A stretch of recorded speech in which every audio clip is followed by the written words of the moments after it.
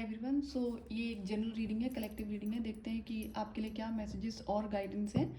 And ये collective reading है, हो सकता है सबसे ना रेजोनेट करे, बट अगर आपसे रेजोनेट करती है तो आप गाइडेंस को फॉलो कर सकते हैं। सो देखते हैं कि पहला कार्ड क्या है। Connect with your ancestors. Okay, dream journal, meditate, read, sweet treat, movement.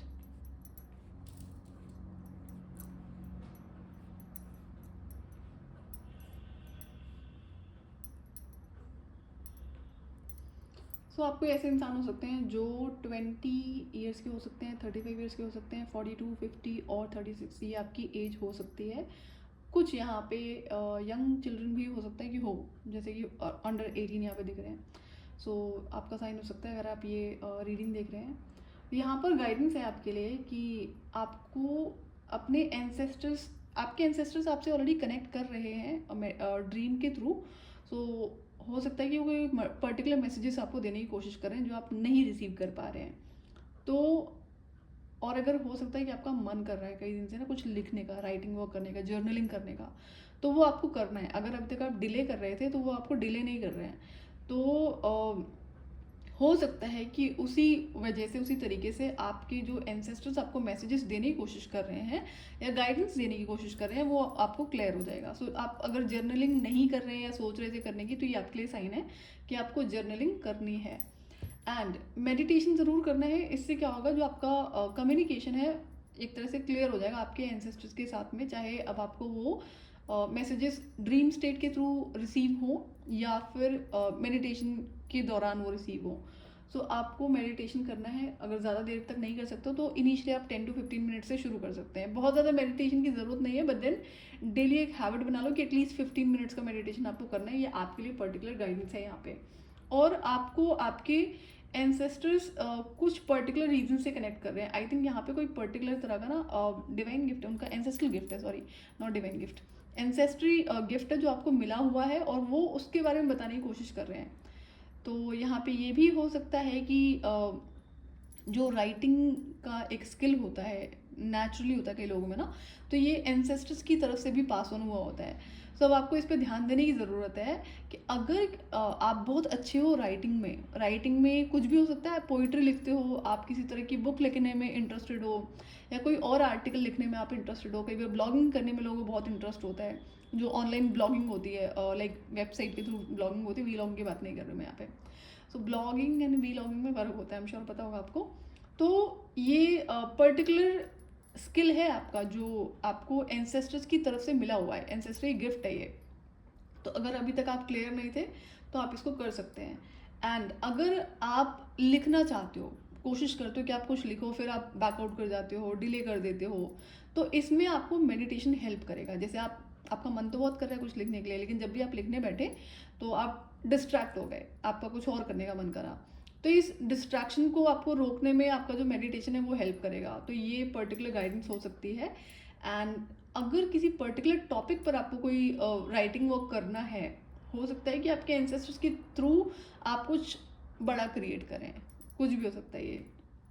And comment section on है, आप मुझे बता सकते हैं अगर आपका कुछ पर्टिकुलरली राइटिंग करने का मन है, कोई बुक लिखना है, कुछ और आर्टिकल लिखना है, हो सकता है मैं इसमें कुछ शेयर कर दूँ। तो इस पर आपको ध्यान देने की ज़रूरत है। एंड हो सकता है आपको बुक्स पढ़ने का शौक हो, एंड अगर नहीं है तो एक हैबिट बना लो। आपको राइटिंग वर्क में बाद में काफ़ी हेल्प करेगा। इससे क्या होता है ना, फोकस होकर अगर आप कोई पर्टिकुलर स्टोरी रीड कर रहे हो या कोई बुक को रीड कर रहे हो, तो आपको बाद में राइटिंग वर्क में भी एक तरह से अलाइनमेंट हो जाता है, मन कर जाएगा आपका, जैसे पढ़ने के साथ साथ लिखने का भी मन कर जाएगा। एंड यहाँ पे दूसरी गाइडेंस आपके लिए हो सकती है कि अगर आप बहुत ज़्यादा मीठी चीज़ें खाते हैं, तो उसको आपको रिप्लेस करना है हेल्दी फूड से। हेल्दी फूड में जैसे आप हेल्दी फ्रूट्स खाना शुरू कर दो। तो बहुत ज़्यादा जो शुगरी आइटम होता है ना, वो आपके एक तो एनर्जेटिक ब्लॉकेजेस क्रिएट करता है। तो आपको जो एंसेस्ट्री गिफ्ट है ना, हो सकता है इसकी वजह से भी ब्लॉक हो रहा हो, इसकी वजह से भी आपको रिसीव नहीं हो पा रही हो वो डिवाइन गाइडेंस, जो भी आपके एंसेस्ट्री की तरफ से आपको गाइडेंस मिल रही है। तो अगर आप मीठा बहुत ज़्यादा खाते हैं या बहुत फ्रीक्वेंट खाते हैं, तो इस पर कंट्रोल करने की ज़रूरत है। अगर मीठे की क्रेविंग होती है तो उसको रिप्लेस करो किसी अच्छी ऐसे फ्रूट्स को आप खाना शुरू कर दो जिसमें शुगर कम होता है, जो कम मीठे होते हैं। तो आप इसे ज़रूर प्रैक्टिस कर सकते हैं, आपको आपकी सिचुएशन का अच्छे से पता होगा। एंड आपके लिए और है गाइडेंस कि आपका जो बॉडी मूवमेंट है वो बहुत ज़रूरी है, ये भी आपको हेल्प करेगा आपके थॉट्स को, आपके माइंड को क्लियर करने में।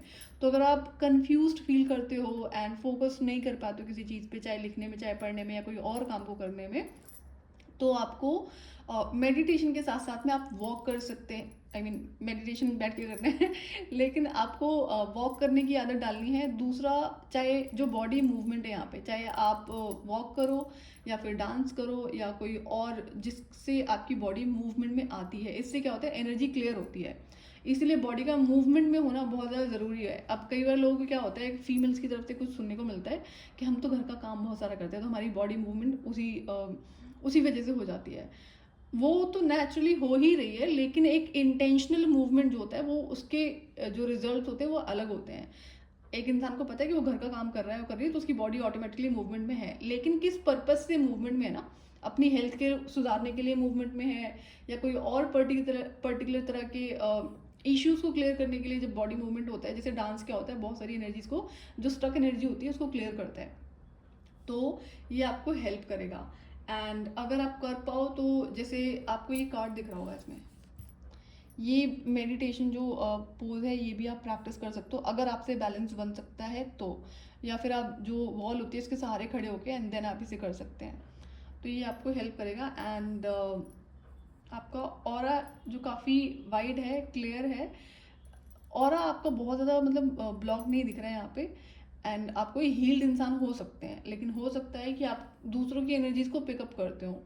तो यहाँ पे दूसरों के थॉट्स को आप पिकअप कर सकते होंगे। कई बार हो सकता है ये भी आपका एंसेस्ट्री गिफ्ट हो, तो आपको ध्यान देने की ज़रूरत है। मल्टीपल एंसेस्ट्री जो गिफ्ट्स हैं वो आपको पास ऑन हुए हैं आपकी डीएनए के थ्रू, जो आपके एंसेस्टर्स हैं उनकी तरफ से। ये हर चिल्ड्रन को नहीं पास ऑन होते हैं, रीजंस होते हैं इसके पीछे।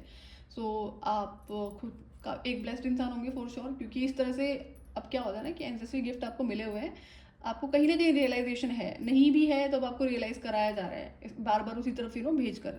तो जब किसी भी तरह की पर्टिकुलर काम को करने के लिए हमारे अंदर से कोई मैसेज आता है, गाइडेंस आती है, तो वो कभी आपके एंसेस्टर्स की तरफ से होता है, कभी आपके स्पिरिट गाइड्स की तरफ से होता है, बाकी डिवाइन की तरफ से होता है। तो जो भी अच्छी चीज़ें करने के लिए आपको बार बार बोला जाता है, तो ये आपका डिवाइन सपोर्ट होता है, आपके एंसेस्टर की तरफ से मैसेजेस होते हैं, गाइडेंस होती है।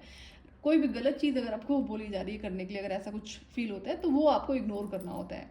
तो हमें इनर वॉइस को सुनना समझना आना चाहिए। ऐसा नहीं है ना कि बार बार कोई चीज़, जैसे गलत फोर्सेस होती हैं, वो आपको बार बार किसी काम को करने के लिए बोलती हैं, ऐसा लगेगा आप ही का मन कर रहा है, सॉरी कैमरा हिल गया। तो इस चीज़ का ध्यान आपको देना होता है।